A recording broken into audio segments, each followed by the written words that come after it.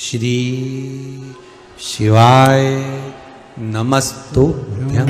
शिव महापुराण की कथा जिसके घर में चल रही है, जिसके टीवियों पर चल रही है, जिसके फेसबुक यूट्यूब पर चल रही है, जिसके मोबाइलों में चल रही है, घर में भले 5 मिनट शिव महापुराण की कथा चले, पर प्रतिदिन अपने मोबाइल को चालू कर 5 मिनट शिव पुराण चालू कर छोड़ दिया। घर में टीवियों पर अगर कथा आए तो भले सुनो चाहे नहीं सुनो, 5-10 मिनट उस टीवी को चालू कर छोड़ा करो, जिससे वो शिव महापुराण के शब्द हमारे घर के वातावरण को शुद्ध करें। लोग कहते हैं शिव पुराण सुनने से होता क्या है? हम कहते हैं प्रतिदिन पेट भरने के लिए भोजन जरूरी है, तो जितनी बार शिव महापुराण की कथा सुनने को मिल जाए उतनी बार टीवी चालू करो और मोबाइल पर देख लो, उतनी बार देखो।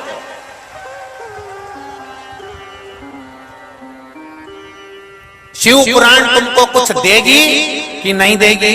तुम्हें करोड़पति बनाएगी कि नहीं बनाएगी? तुमको धन देगी कि नहीं देगी? ये सियोर वाला महाराज नहीं जानता, क्योंकि ना तो हमको विद्या करना आती है, ना हम तंत्र जानते, ना मंत्र जानते, ना कुछ श्लोक जानते, हम कुछ भी नहीं जानते। हम तो एक बात जानते हैं कि मेरा जो बाप बैठा है, विश्वनाथ बैठा है, वो साधारण नहीं हो सकता।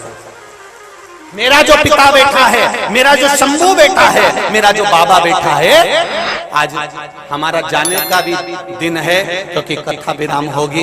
कथा विराम होकर सब अपने अपने घर को जाएंगे। आज हम सुबह से मन में विचार कर रहे थे कि जैसे उत्तर प्रदेश के सबसे ज्यादा बेटे, उत्तर प्रदेश के सबसे ज्यादा नवयुवक लड़के दूसरे प्रदेशों में जाकर नौकरी करते हैं, मुंबई पूना आदि बहुत अच्छी सर्विस, बहुत अच्छी नौकरियां, बहुत अच्छे पद इन बेटों के पास में हैं। और बेटा जब मुंबई पूना से छठ की पूजन में, दिवाली की पूजन में या होली की पूजन में जब वो अपना मुंबई पूना छोड़कर, बेंगलोर छोड़कर अपने गांव में आता है, तब माता पिता कितने खुश होते हैं। और माता पिता जब वो बेटा जाता है ना, तो माँ और बाप अपने बेटे के झोले में क्या क्या न रख दें। वो बेटा जब जाता है तो बहू से कह देती, इसमें मैंने अचार रख दिया है, इसमें मैंने चटनी रख दी है, इसमें मैंने सामान रख दिया है, सुन बेटे को भी खिला देना ट्रेन में, तू भी खा लेना, और सुन मैंने पोते के लिए भी रख दिया है।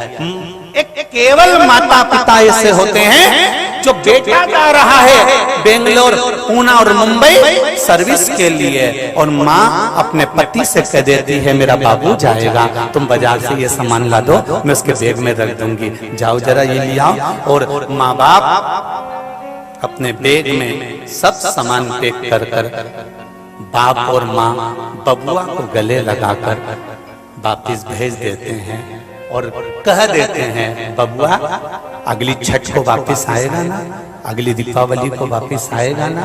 आज मुझे भी ऐसा लगता है मेरा बाबा विश्वनाथ आज विदाई के क्षण पर मुझे लगता है कि मेरा बाबा मुझे वापिस बुला लेना, फिर बोलिए, बस इतना कहना चाहता हूं।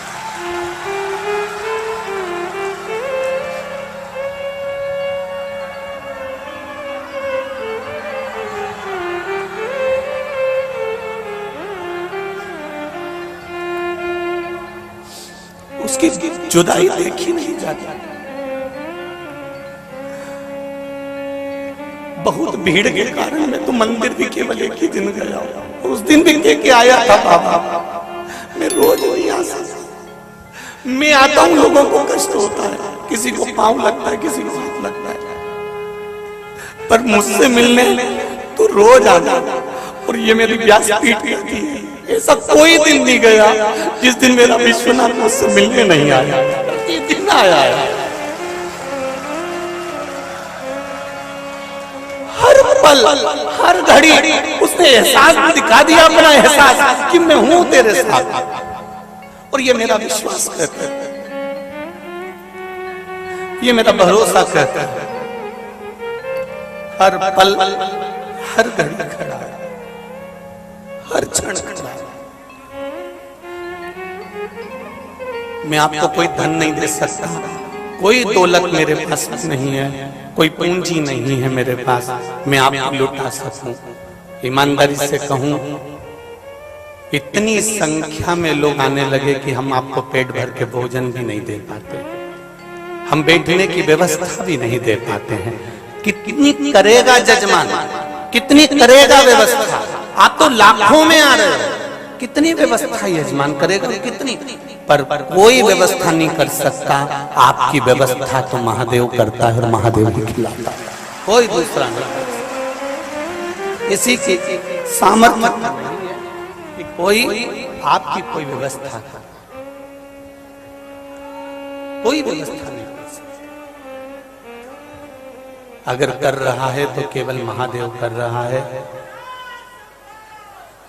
इतना जरूर है कि जैसे बेटा जाता है तो वो भी बैग भरकर जैसे माँ बाप भेजते हैं, मेरा विश्वास कहता है आप जब गंगा के घाट से जाएंगे, ये मेरा विश्वास कहता है।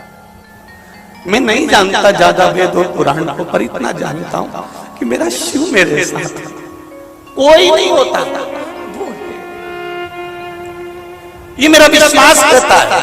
आप जाओगे गंगा के घाट से, जैसे कि बबुआ जाता है तो बाप माँ उसका बैग तैयार कर उसमें सारा सामान भरकर भेजते हैं। ये मेरा विश्वास कहता है कि मेरा बाबा भी तुम्हारे बैगों में खुशियां भरकर भेजेगा, ये निश्चित है, निश्चित।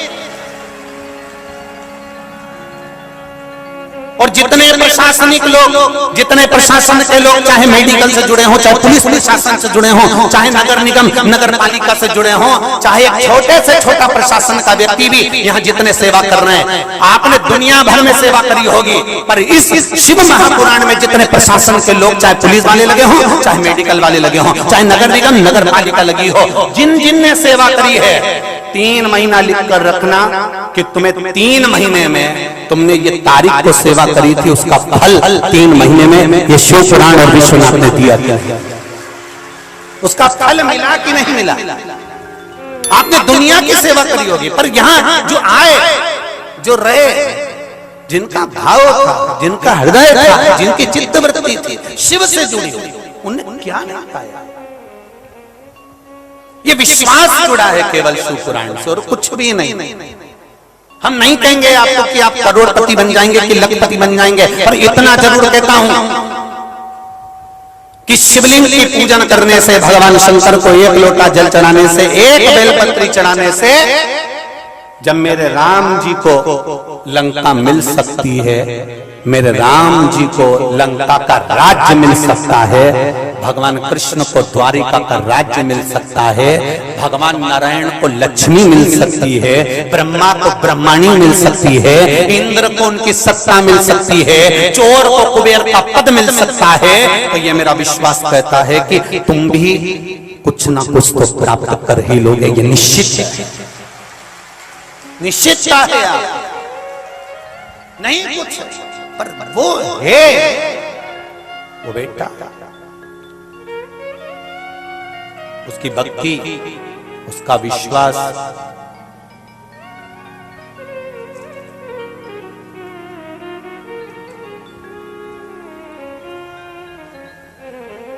महाराज क्या देकर उसने भेजा ये तो वही जान सकता है, पर उसकी भक्ति और उसका भरोसा बड़ा दृढ़ है, बड़ा। भगवान शिव की कथा कह रहे हैं, आप हृदय रखकर, मन रखकर, बड़े भाव से शिव से कहें अपने दिल की बात। एक बार अगर भगवान शंकर की भक्ति को आपने पकड़ लिया, 1 लोटा जल शिव जी को चढ़ाना प्रारंभ कर दिया, तो ये निश्चित है कि आपको किसी के पांव पकड़ने की जरूरत नहीं पड़ेगी, महादेव को पकड़ कर रख लो बस, महादेव को पकड़।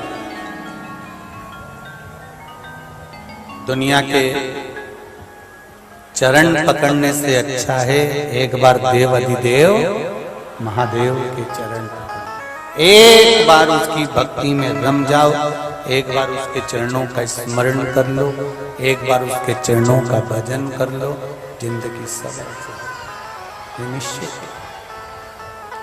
आप उसके भजन में लगो। मुझे तेरा ही,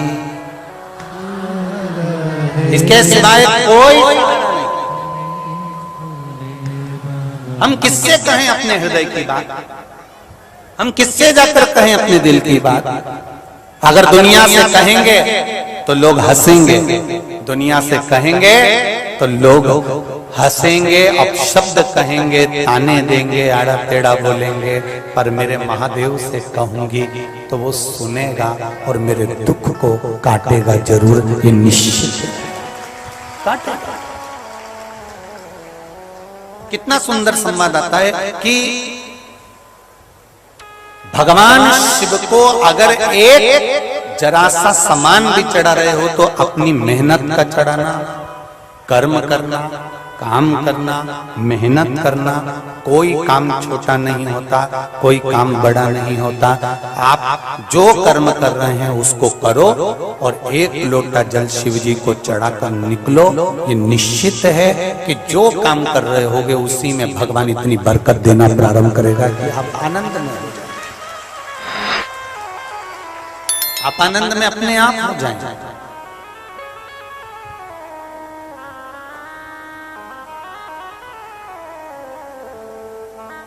एक सांप सामने आ जाता है तो हमें उससे भय लगता है। एक सर्प सामने आ गया, हमें उससे भय लगा। शिव महापुराण की कथा भी यही कहती है, अपना कर्म अच्छा करना। पाप तुम्हारे सामने हर घड़ी घड़ी आएगा, पाप तुमको बेकार कर्म की ओर लेकर जाएगा। पर जैसे सांप से डर लगता है ऐसे ही पाप कर्म से भी थोड़ा डरना, जिससे जिंदगी सार्थक हो। उत्तानपाद की दो धर्म पत्नियां थी, सुनीति और सुरुचि, श्रीमद् भागवत में है। श्रीमद् भागवत में वर्णन आता है कि उत्तानपाद की दो पत्नियां हैं, सुनीति और सुरुचि। सुनीति का बेटा है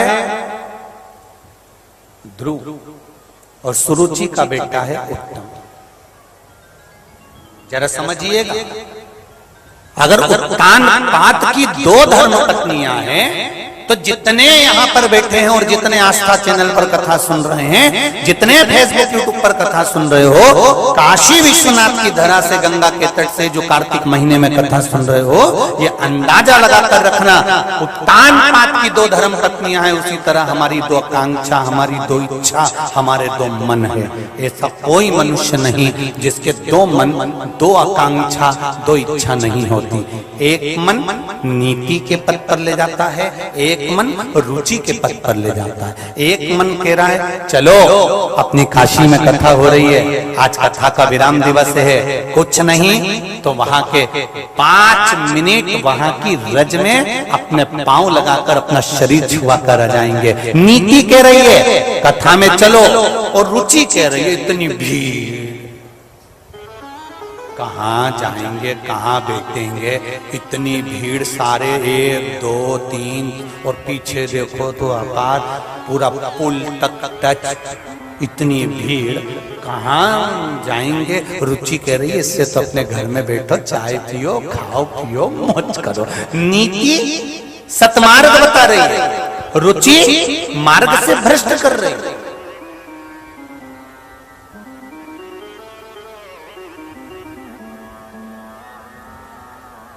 सुनीति कह रही है विश्वनाथ जी का दर्शन करो, सुरुचि कह रही है लस्सी पी लो। देखिए, देखो अंतर देखिए, नीति और रुचि में अंतर है।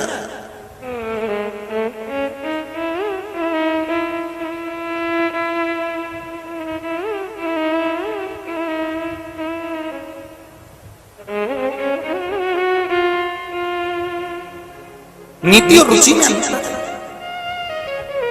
नीति कह रही है कि इतने सारे भक्त लोग आए हैं, थोड़ी सी सेवा कर लो, और रुचि कह रही है आओ ढेर आते रहे, अपन कहीं करना, अपन तो बैठे। नीति रुचि। राज सुनीति और सुरुचि ये पथ निश्चित करती है, नीति सतमार्ग के लिए ले जा रही है और रुचि मार्ग से भटका रही है। तुम जाकर क्या करोगे, वहां पहुंचकर क्या करोगे? रुचि कह रही है नहीं जाना, कथा में नहीं जाना, सत्संग में नहीं जाना, भजन में नहीं जाना, कीर्तन में नहीं जाना, मंत्र जाप में नहीं जाना, स्मरण में नहीं जाना। ये रुचि कह रही है, पर नीति कह रही है कि कथा में चल।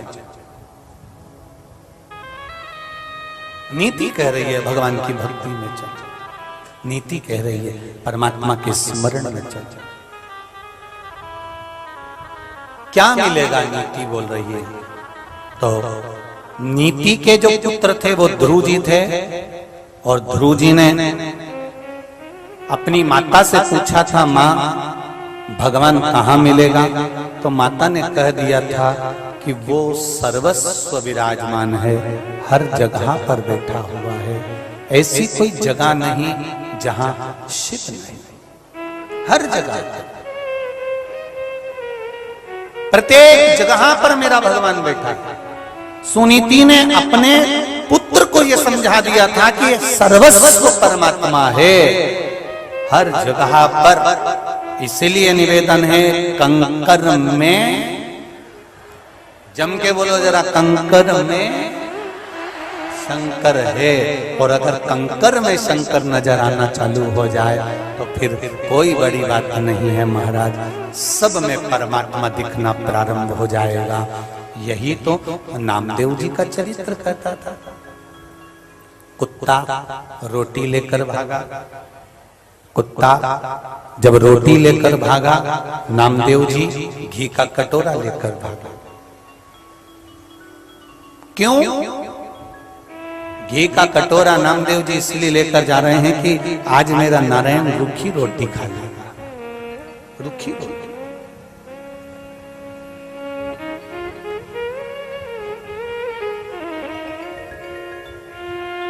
अच्छा, कितनी विचित्र बात है। नामदेव जी जहां बैठकर भजन कर रहे थे, वहां और भी लोग थे, सब भजन कर रहे थे, सबने रोटी बना के रखी थी। कुत्ता उनके पास भी गया था, पर सबने कुत्ते को भगा दिया। पर नामदेव जी किए जब कुत्ता आया तो नामदेव जी ने नहीं भगाया। नामदेव जी बोले, आज मेरा नारायण आया है, रोटी खाएगा, ले जाओ।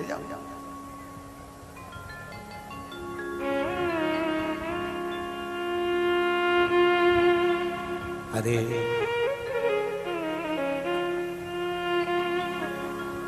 चप्पे चप्पे में है झांकी भगवान की, कोई सूझ वाली आंख ही पहचानती।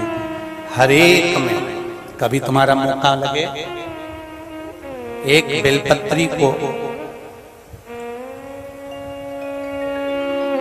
हाथ में लेकर, कई माताओं की आदत रहती है चंदन से ओम लिख देती हैं, श्री शिवाय नमस्तुभ्यं लिख देती हैं, नमः शिवाय लिख देती हैं, उमा महेश लिख देती हैं, राम लिख देती हैं, कृष्ण लिख देती हैं। कई माताओं की आदत रहती है।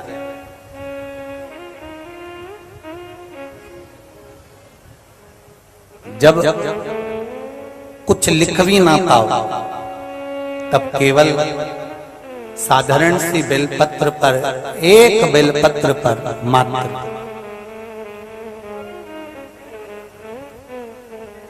आप स्मरण करना कि ये बेलपत्र में शिव है, यहाँ नारायण है, यहाँ ब्रह्मा है, ये डंडी के बीच में मेरी माँ जगत जननी 64 योगनियां विराज रही हैं, यहाँ नीचे की पूरी डंडी में 33 कोटि देवी देवता विराज रहे हैं। ये स्मरण कर कर हृदय से भगवान को अपने हृदय की बात कहकर, केवल जलाधारी का स्मरण कर कर देख कर शिव जी पर भी अगर बेलपत्र समर्पित कर रहे हो तो ये निश्चित है वो आपके मन की बात को पढ़ लेगा और सुन लेगा। ये निश्चित है।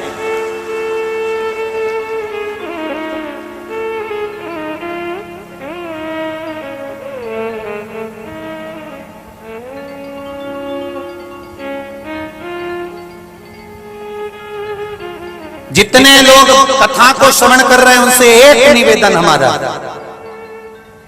अपनी मनुष्य की देह में, मानव शरीर में अगर भगवान ने ये शरीर दिया तो एक बेलपत्री का पौधा, एक बेलपत्री का वृक्ष अवश्य लगाए। क्यों? हम चले जाएंगे, अगर वो बेलपत्री का पेड़ रहेगा, कोई तोड़ेगा पत्ती को तो मेरे महादेव को चढ़ाएगा तो शरीर मेरी जिंदगी संवर जाएगा। एक बेलपत्री का वृक्ष अवश्य लगाएं। प्रयास करना जिंदगी में कि एक बेलपत्री का पौधा अवश्य लगाएं। हम रहें ना रहें, हम हैं नहीं हैं, पर एक बेलपत्री का पौधा, एक वृक्ष अगर लग गया, और बेलपत्री का वो ऐसा छोटा मोटा सा पौधा मत लगाना जो कई लोग लगा देते हैं थोड़ा सा फोटो खिंचवाने के चक्कर में, बाद में उसको बकरी खा जाती है और वहां से फिर कोई निकल के जाते हैं तो फिर वो पूछते हैं यहाँ पे हमने पौधे लगाए थे कहाँ गए, तो क्या वो तो बकरी खा गई। लाखों करोड़ों रुपए तो पौधे के लिए लग गए और मालूम पड़े बकरी खा गई, तो क्या मतलब का? पौधा कैसा लगाना? बेलपत्री का पौधा भले तुम 10 रुपए का लाओ, 50 रुपए का लाओ, 25 रुपए का लाओ, पहले अपने घर में लाकर उसको बड़ा करो। जैसे बेटी को बड़ा करते हो और फिर विवाह करते हो, उसी तरह बड़ा कर फिर उसको ऐसी जगह लगाना जहां पर तुम अपनी बेटी को जैसे उसके ससुराल में आते जाते देख लेते हो कि बेटी सही है कि नहीं है, उसी तरह बेलपत्री का पौधा ऐसी जगह लगाना जहां आते जाते देख लो कि पौधा है कि नहीं है। अपनी बेटी की तरह पाल पोस कर बड़ा कर उसको फिर लगा।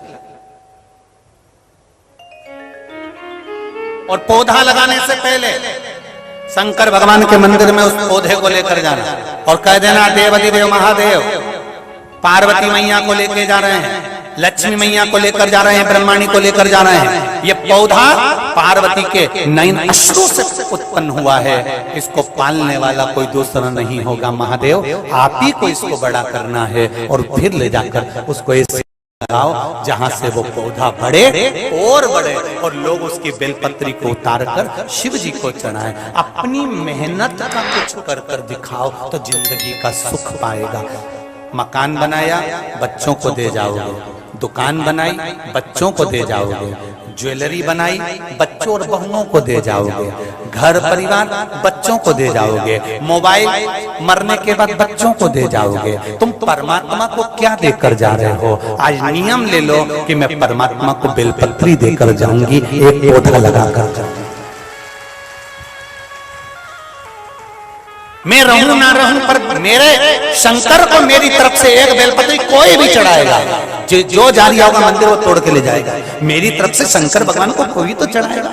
मैं भले ना चढ़ा, मेरे घर के बेटे भले ना चढ़ाए, बेटा बेटी भले ना चढ़ाए, पर कोई तो चढ़ाएगा।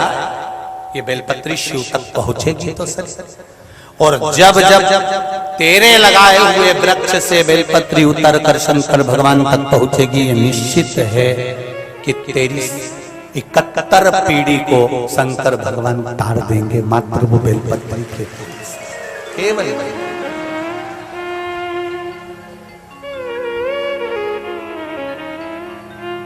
केवल बेलपत्री।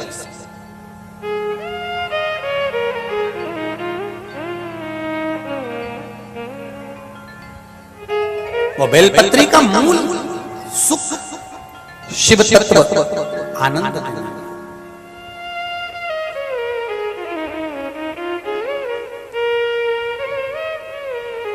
आप दिल से समर्पित कर। मंथन में सबसे पहले गौ माता निकली, 5 गाय मंथन के समय पर निकली हैं, नंदा, सुभद्रा, सुरभि, सुशीला, बहुला। ये 5 गाय जो निकली, इनके निकलने का कारण केवल इतना था कि मंथन में जब विष निकलेगा, विष की तपन को कोई रोक सकता है तो वो गौ माता का दूध रोक सकता है। पर आज के जमाने में शंकर भगवान को गाय का दूध चढ़ रहा है कि भैंस का चढ़ रहा है, ये कोई मालूम ही नहीं पड़ता।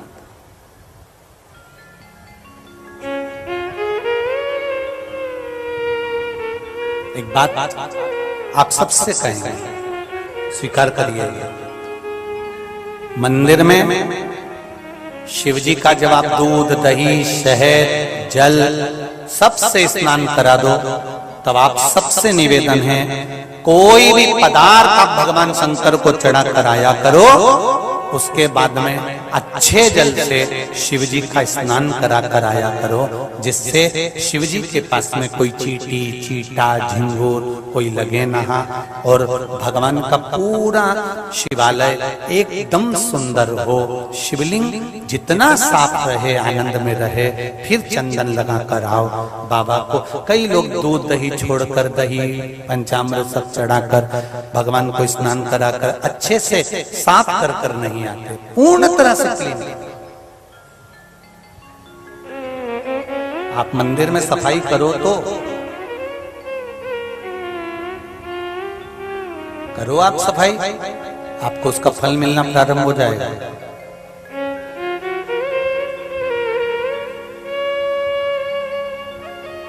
केवल सफाई कर देने पर, किसी मंदिर के अंदर जाकर एक बार आप वहां थोड़ा तो साफ करना सीखो, आपको खुद फल मालूम पड़ जाएगा कि उसका फल क्या है। अपनी मेहनत का चढ़ाव। एक पुष्पदंत नाम का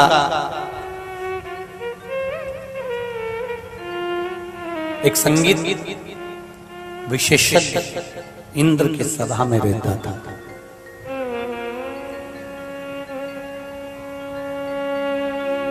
वो केवल शिवलिंग का निर्माण करता, पूजन करता, शंकर भगवान को फूल पत्ती चढ़ा देता।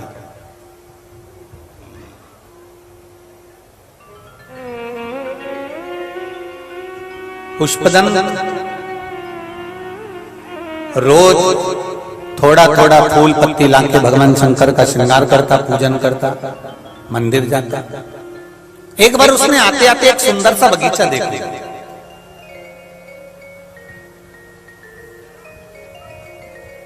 और बड़ा सुंदर बगीचा देखा, जिस बगीचे में बड़े सुंदर सुंदर फूल पत्ती लग रहे थे। तो पुष्पदंत ने सोचा कि इस बगीचे में मैं प्रवेश कर दूं। पुष्पदंत उस बगीचे में प्रवेश कर गया, फूल पत्ती तोड़कर ले गया। उसको नहीं मालूम था कि ये राजा चित्ररथ का बगीचा है, जिसमें राजा चित्ररथ ने पौधे लगाए हैं शंकर भगवान की पूजन के लिए। और चित्ररथ के उस बगीचे से पुष्पदंत फूल तोड़कर ले जाता, पत्तियां तोड़कर ले जाता, शिव जी को चढ़ा देता। राजा चित्ररथ पूजन करने बैठते, अपने दूतों से कह दे यार फूल पत्ती नहीं आई, पुष्प कहाँ है, पत्तियां कहाँ हैं, कलियां कहाँ हैं। तो जितने सेवक थे वो कहते महाराज समझ में नहीं आता कि रात्रि को कोई आता है और पूरे फूल पत्ती तोड़ कर ले जाता है, पूरे के पूरे फूल पत्ती तोड़ कर ले जाता है। हमें समझ में नहीं आ रहा कि कौन आता है और कौन लेकर जाता है।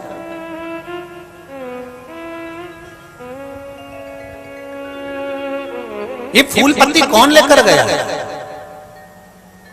राजा चित्ररथ को क्रोध आ गया और राजा चित्ररथ ने कहा सुनो, कुछ भी हो जाए पता करो कि ये फूल पत्ती कौन तोड़ता।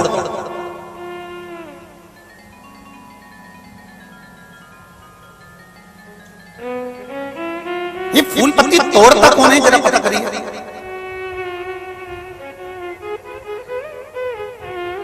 महाराज सेवकों ने कहा कि हम रात को पता करेंगे। तो रात को पता करने के लिए जाते, पर पुष्पदंत को ऐसा वर था इंद्र की सभा से कि ये दिखता नहीं था, ये नजर नहीं आता, कब तोड़ के ले जाए पता ही नहीं पड़ता। चित्ररथ के सारे सैनिक हार गए, रात भर चौकीदार हार गए, पर मालूम नहीं पड़ा कि फूल पत्ती कौन तोड़ के ले जाता है। आखिरी में चित्ररथ ने कहा यदि समझ में नहीं आता तो एक काम करो, शंकर भगवान पर चढ़ा हुआ फूल पत्ती उठाओ और बगीचे के दरवाजे के चारों तरफ ले जाके डाल दो। उससे क्या होगा?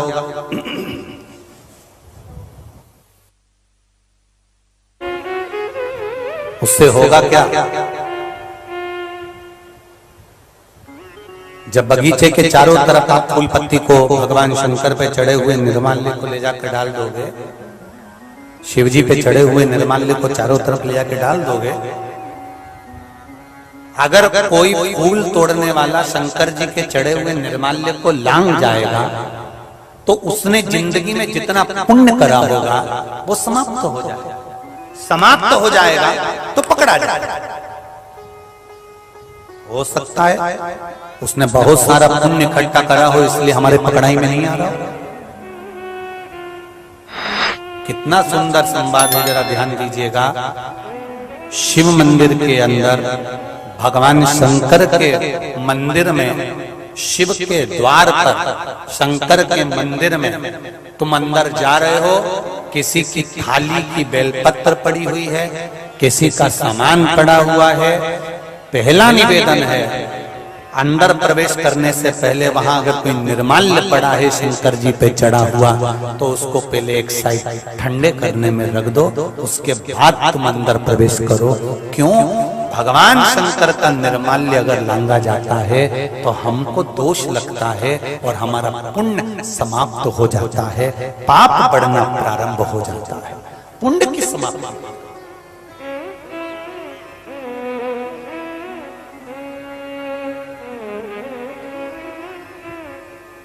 जाओ शिव जी के मंदिर, मना नहीं है। भगवान शंकर की आराधना करो, मना नहीं है। पर निर्माल्य हमारे पांव में ना आए, उसका स्मरण।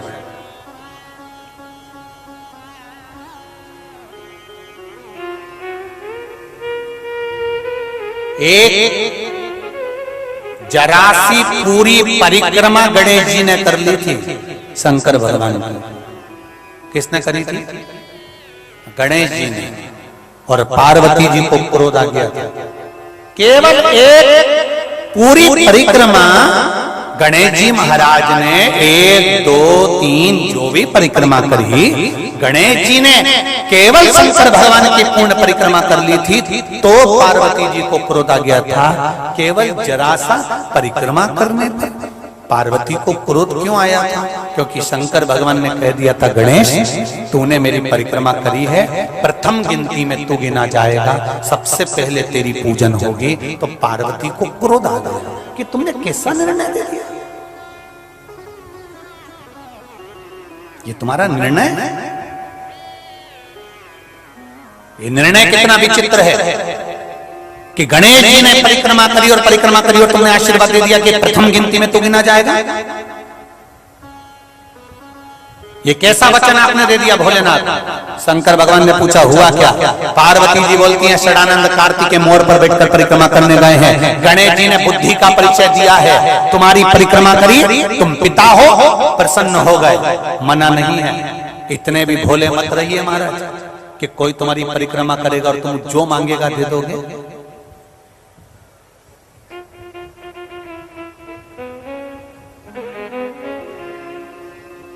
प्रथम गिनती में गणेश पूजा जाएगा, ठीक है?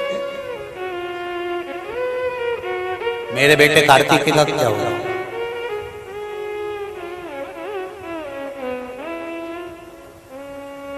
इसको भी तो वर दीजिए। शिव जी ने पूछा, अब तुम बताओ कि इसको क्या वर दिया जाए? जहां गणेश जी वहां कार्तिक। अगर प्रथम गिनती में गणेश गिना जाएंगे, प्रथम गिनती में गणेश की पूजन होगी तो कार्तिकेय की भी होना चाहिए। ये पार्वती का एक दृढ़ संकल्प था। माता पार्वती जी कह रही हैं कि यहाँ कार्तिकेय की पूजन होना चाहिए। शिव जी ने कहा, तथास्तु। कलश के रूप में अगर गणेश जी विराजमान है तो श्रीफल के रूप में और आम के पत्ते, केल के पत्ते और अन्य पत्तों के रूप में कार्तिकेय उस गणेश के साथ सदा विराजमान रहेंगे, सदा विराजमान। वर दीजिए मुझको भोलेनाथ जी। क्या वर? आज के बाद आपकी कोई परिक्रमा नहीं है।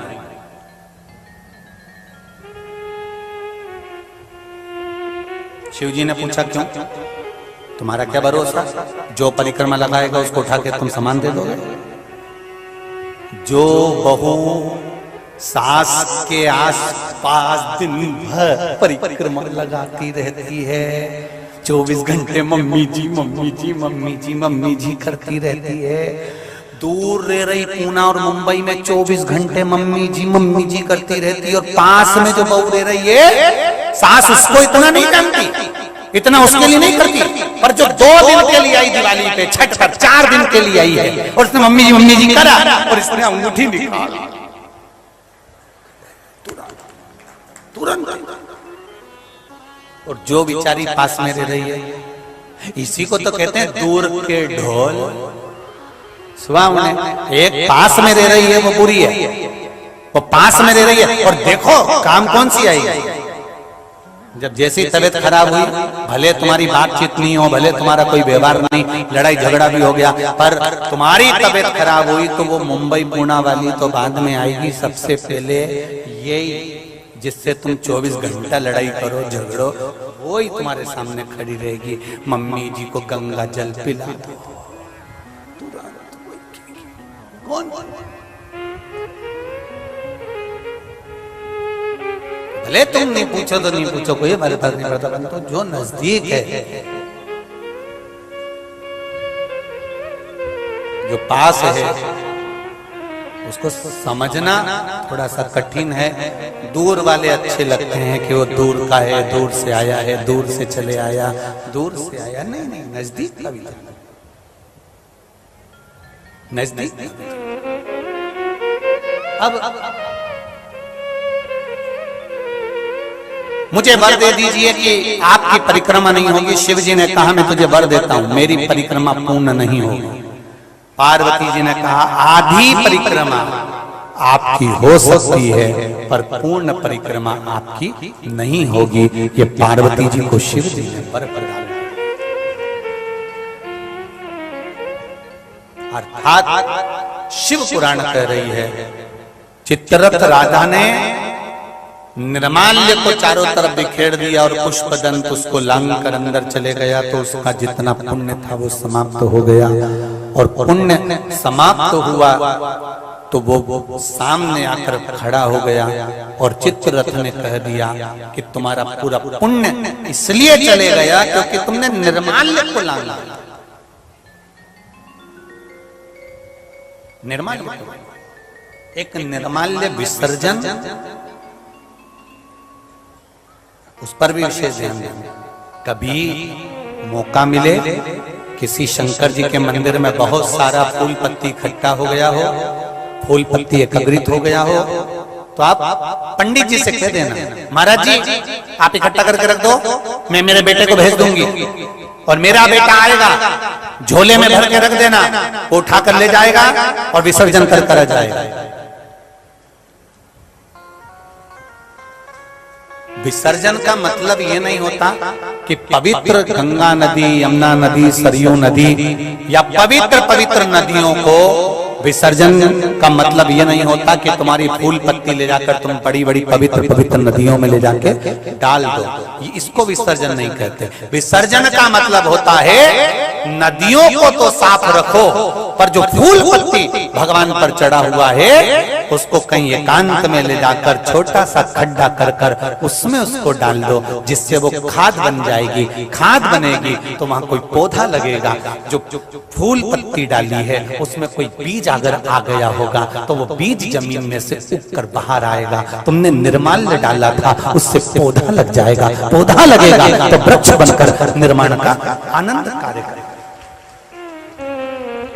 निर्माल्य विसर्जन का मतलब ये नहीं होता कि तुमने ले जाकर गंगा जी में डाल दिया, तुमने ले जाकर सरयू जी में डाल दिया, तुमने ले जाकर पवित्र नदियों में डाल दिया, इसको विसर्जन नहीं कहते। इसमें तो तुम गंगा नदी को, सरयू नदी को, पवित्र नदियों को, कई लोग हमने यहाँ पर भी देखा, लोग गंगा जी नहाने के लिए आते हैं, अपना कपड़ा यहीं छोड़कर चले जाते हैं, चप्पल छोड़कर चले जाते हैं, अपनी पूरी गंदगी दरवाजे पर मां गंगा के तट पर छोड़कर चले जाते हैं। ये कौन से पुराण में लिखा है, कौन से शास्त्र में लिखा है कि आप अपने तन का वस्त्र सामान गंगा जी के घाट पर छोड़ जाओ, फिर बेचारा दूसरा आएगा तो इधर से बच के जाएगा तो वो गंगा जी में बह जाएगा। गंगा को पवित्र रखना है, अब पवित्र नहीं।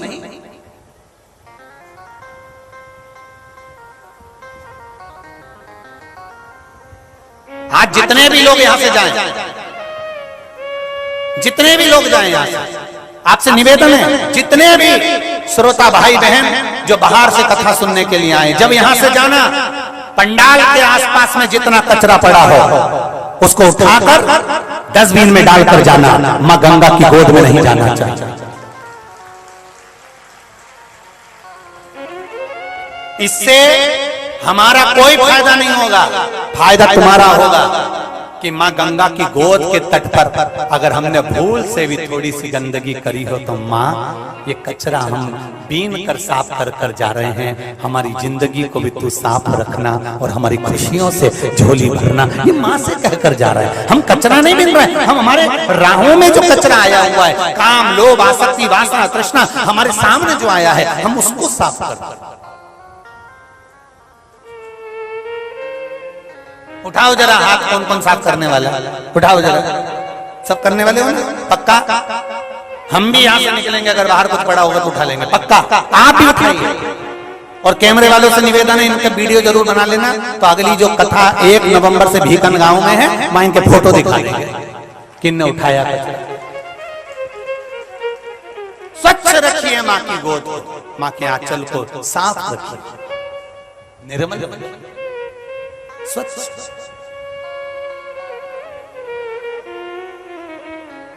शंभु शरणे पड़ी मांगू घड़ी रे घड़ी, दुख काटो दया करी ने दर्शन आपो।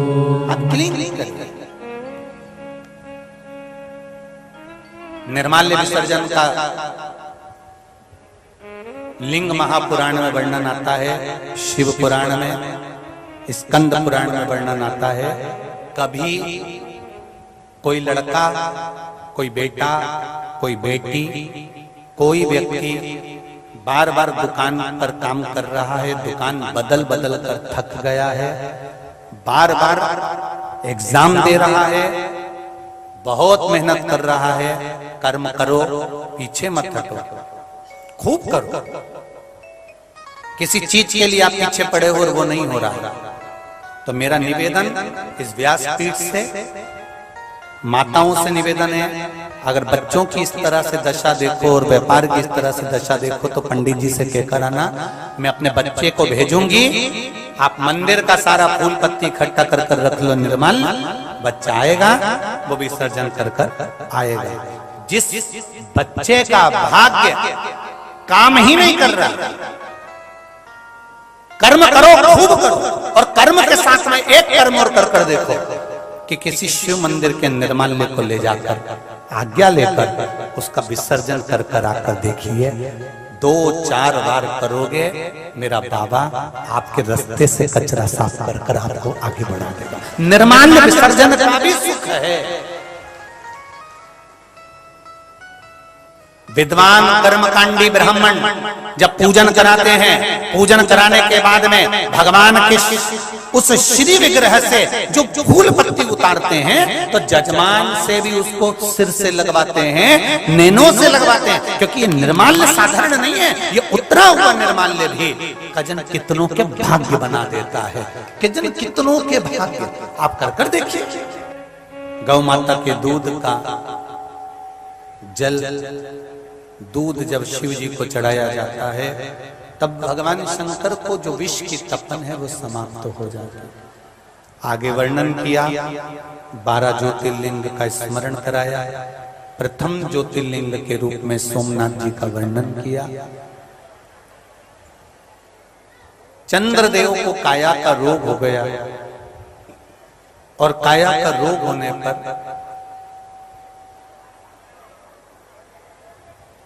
बोलना है, देव जरा माइक पहुंचाओ, जल्दी पहुंचाओ जरा, समय कम है, वो बेटी के पास भेज दो। चंद्रदेव को काया का रोग हुआ, और काया के रोग से भगवान सोमेश्वर बनकर काया के रोग से मुक्ति करी। श्री शिवाय नमस्तुभ्यम। बाबू कहाँ से आए? मैं उत्तर प्रदेश रायबरेली से हूँ जी। मैं आपकी कथा 4 महीने से सुन रही हूँ। मेरी माँ भी सही समय नहीं है, 25 अगस्त को वहाँ से वापस आए। 24 दिन बाद मेरी माँ की मृत्यु हो गई अंकल। और मैं और मेरी माँ घर पे रहते थे, बाकी सब बाहर रहते थे। मैंने सोचा था कि यहाँ आके मम्मी के साथ में कथा सुनेंगे। पर 29 सितंबर को मेरी माँ की डेथ हो गई और 12वीं की 13वीं थी। 13वीं करके हम 2 दिन मेरा मन नहीं लगा कथा सुनने में। फिर मासी के यहाँ गए, ऐसे ही बैठे थे, कथा सुन रहे थे। फिर मन में विचार किया, बाबा अगर हम दिल से कथा सुन रहे हैं तो मुझे गुरु महाराज के सामने कथा बैठ के सुनने को मिले और एक मुझे बेलपत्री मिल जाए। बाबा से आए हुए आप आराम से कथा सुने। विश्वनाथ पिता है और अन्नपूर्णा माँ है। जो आया है संसार सागर में वो तो जाना ही है एक दिन, चाहे आप हो चाहे हम हो। इस मृत्यु लोक में जो जन्म लिया है उसको आज नहीं तो कल जाना है। पर उस विश्वनाथ को पिता मानना और माँ अन्नपूर्णा को, माँ पार्वती को माँ मानना। माता और पिता का संबंध हमारे देव अधिदेव महादेव से और माता से होना चाहिए। सभी अब तो ठीक लग रहा है, 4-5 दिन से ठीक है। बैठिए, बेलपत्री जरूर मिलेगी आपको। श्री शिवाय नमस्ते। केसरी जी, इनको एक बेलपत्री जरूर दीजिए। सोमनाथ जी का वर्णन किया गया। दूसरा वर्णन मल्लिकार्जुन का वर्णन किया गया। मल्लिकार्जुन बाबा,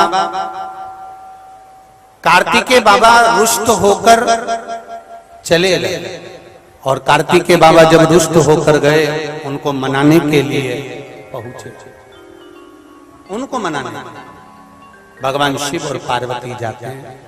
शंकर पार्वती जी ने जाकर उनको मनाया और मनाकर उनको लेकर आना चाहे पर वो आए नहीं। श्री शैलम पर जाकर वो विराजमान हो गए। भगवान मल्लिकार्जुन के रूप में विराजित होते हैं। अगला वर्णन होता है महाकाल दूषण नाम के राक्षस को मारने के लिए भगवान कालाधिपति बनकर प्रकट हुए और महाकाल बनकर उन्होंने दूषण नाम के राक्षस का संहार किया। भगवान महाकाल के रूप में विराजित हुए। अगला वर्णन आया ओमकारेश्वर बिंद नामक पर्वत ने तप कर और भगवान शिव को ओमकारेश्वर के रूप में विराजमान किया। अगला वर्णन आया है नर नारायण का, केदारनाथ जी में तप करना, केदारेश्वर बाबा को प्रकट करना और उनको स्थापित करना, ये नर नारायण का पर्व। अगला वर्णन आया है महाराज भीमाशंकर का, कुंभकर्ण की पत्नी करकटी, करकटी से एक पुत्र हुआ भीम जिसका संहार भगवान शिव ने करा तो शिव जी का नाम भीमा शंकर हुआ। अगला वर्णन आया है काशी विश्वनाथ, मनु शत्रुपा तप कर कर भगवान शंकर को काशी में विराजमान रहने के लिए कहते हैं। भगवान विश्वनाथ के रूप में यहाँ विराजित होते हैं। अगला वर्णन आया है, पूछा गया जीवन में अगर दुख आता है,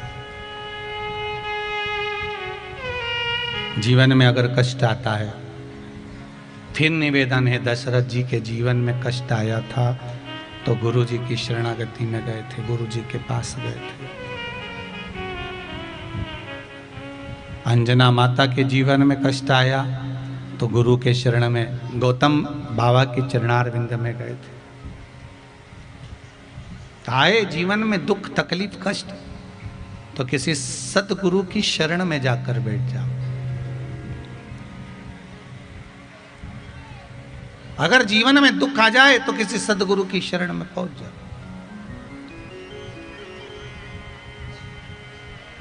और उनके चरणों में जाकर शंभु शरणे पड़ी, मांगू घड़ी रे घड़ी दुख काटो, दया करी न दर्शन। हे बाबा, बहुत समय हो गया आपके चरणों का स्मरण कर रही हूं। बड़ा दुख है जीवन, बड़ा कष्ट है जीवन। ये दुख, ये कष्ट, ये बीमारी, ये रोग आप ही मिटा सकते।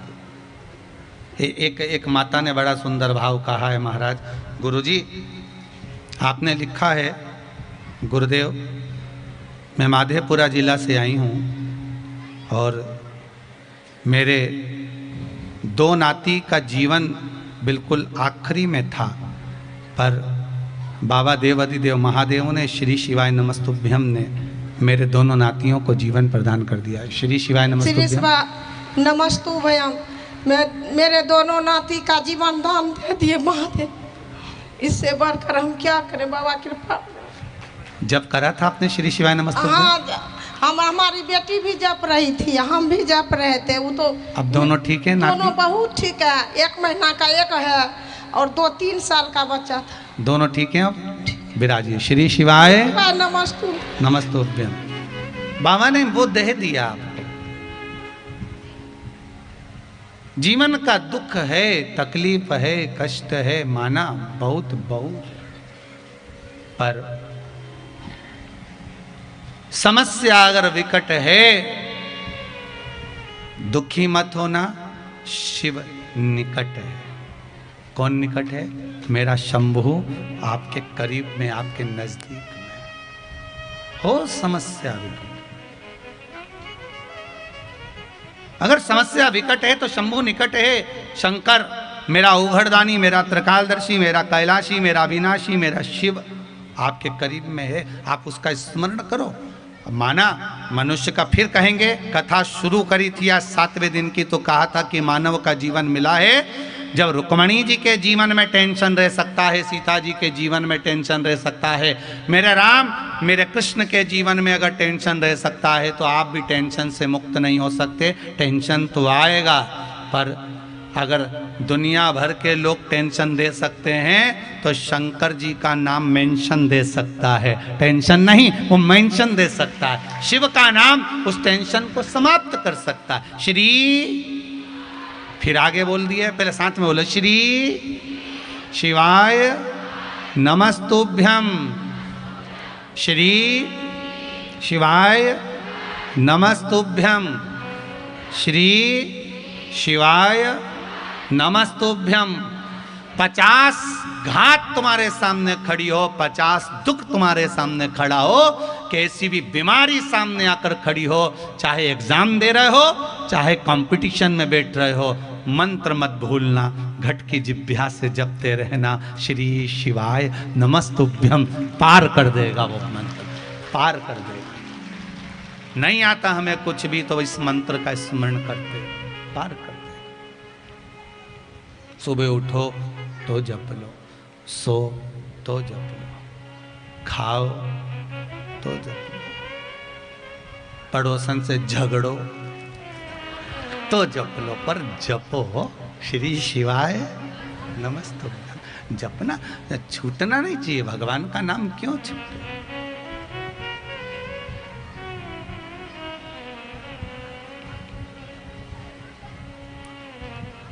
किस लिए छूटे महाराज?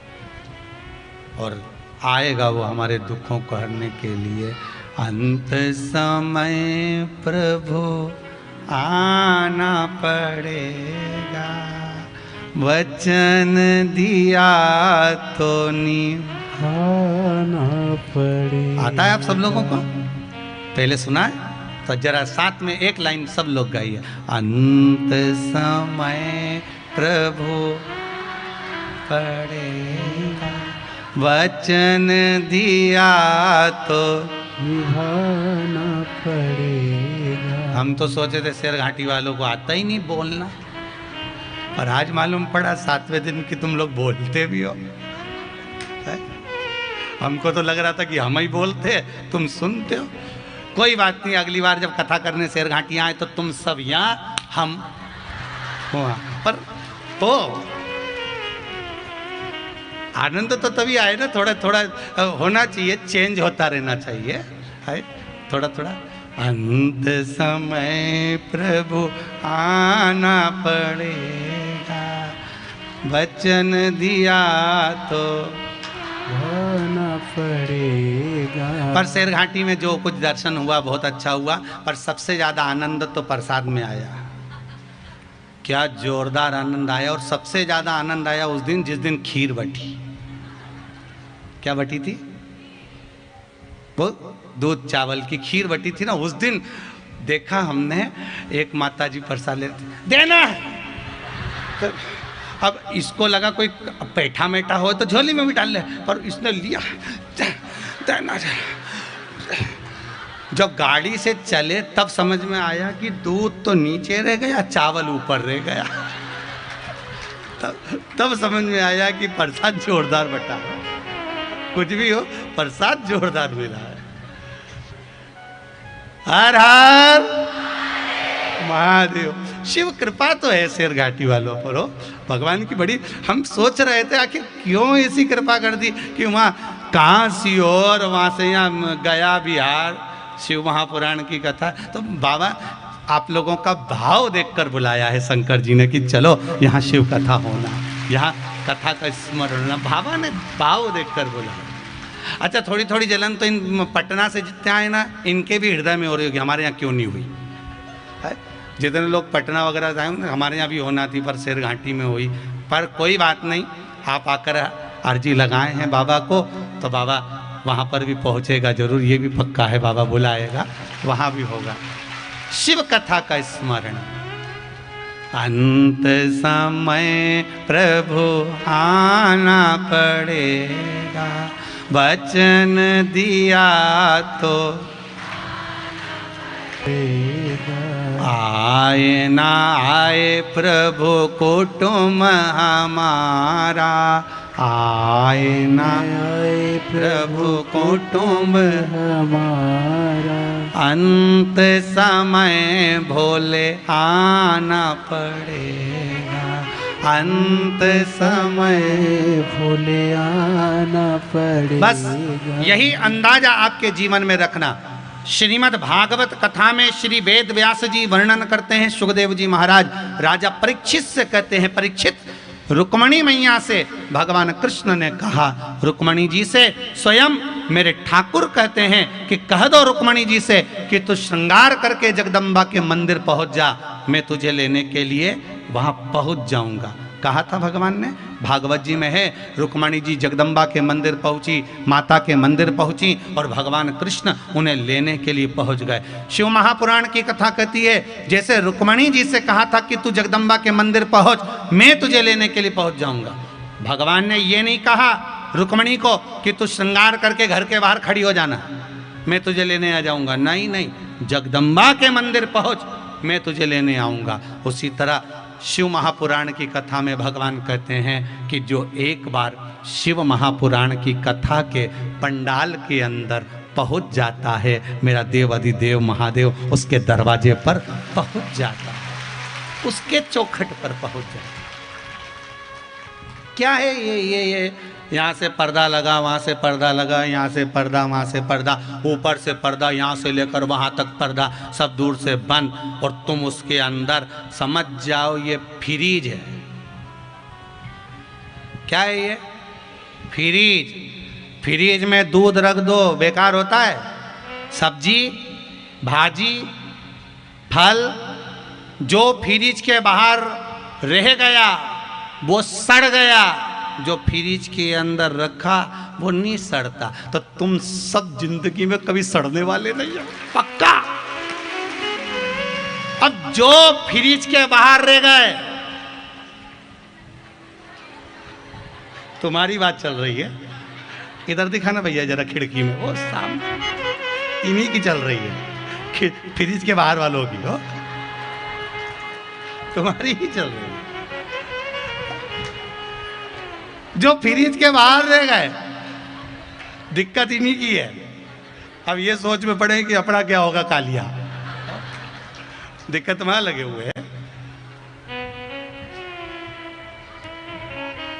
जो भीतर है, और आज तुमसे कोई पूछे ना कि तुम घर जाओ, और जब कोई तुमसे पूछे कहाँ गई थी, तो कहना फ्रिज में बैठी थी, परंतु उसको बता देना कौन सा फ्रिज था, नहीं तो वो भी जाली निकाल के अंदर बैठ जाए और मालूम पड़े आफत मोल ले ले, ऊपर निपट जाए, अपना नाम आ जाए, दादा इनका क्या। तो इसलिए उसको बोल देना कहाँ बैठी थी, कह देना शिव महापुराण के उस पंडाल में बैठी थी जिसमें मैं जिंदगी में कभी सड़ नहीं सकती, मेरी आत्मा की शुद्धि वहाँ हो गई, या आत्मा का कल्याण हो गया, मुझे शंकर मिल गया ओघड़दानी प्राप्त हो गया। ये वो स्थान है जहाँ शंकर मिल जाता है।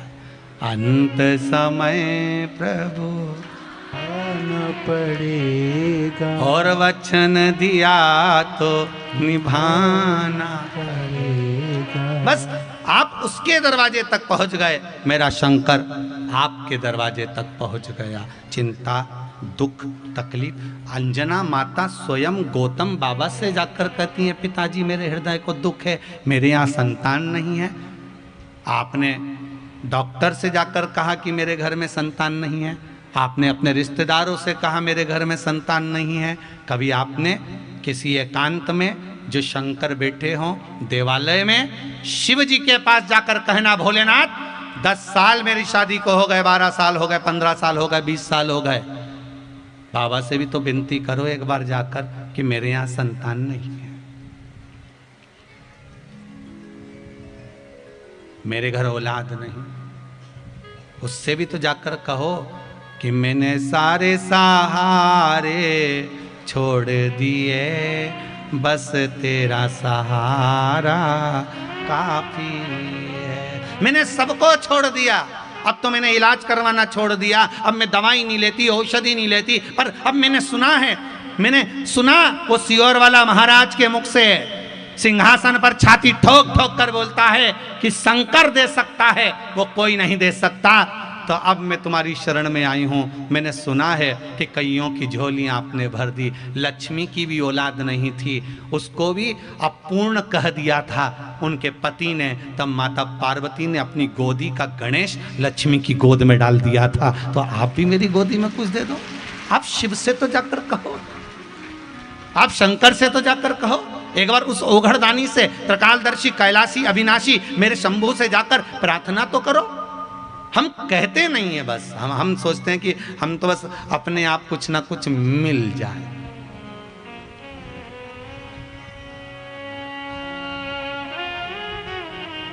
कई लोगों को तो मांगना भी नहीं आता, भगवान के मंदिर में जाकर कहे भगवान बस ऐसा दे दो कि लोग मुझे दे ही दें, लोग मुझे दे ही दें और मैं किसी को नहीं दूं। तो भगवान ने भी कह दिया ठीक है, अगली बार तेरे को भिखारी बना दूंगा, लोग तुझे देंगे ही देंगे, कोई 1 रुपया, कोई 2 रुपया, कोई टन, तू किसी को मत देना।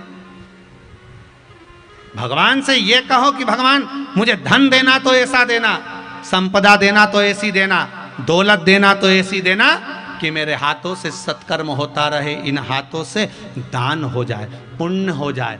अपने हाथों से कमाया है तो अपने हाथों से लगाओ भी।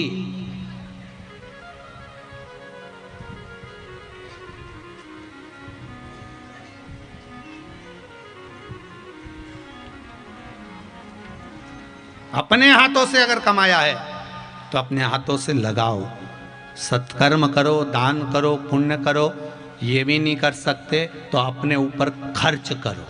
किसके ऊपर? अपने ऊपर खर्च करो। प्रत्येक पतियों को अपनी अपनी पत्नियों से सीख लेना चाहिए।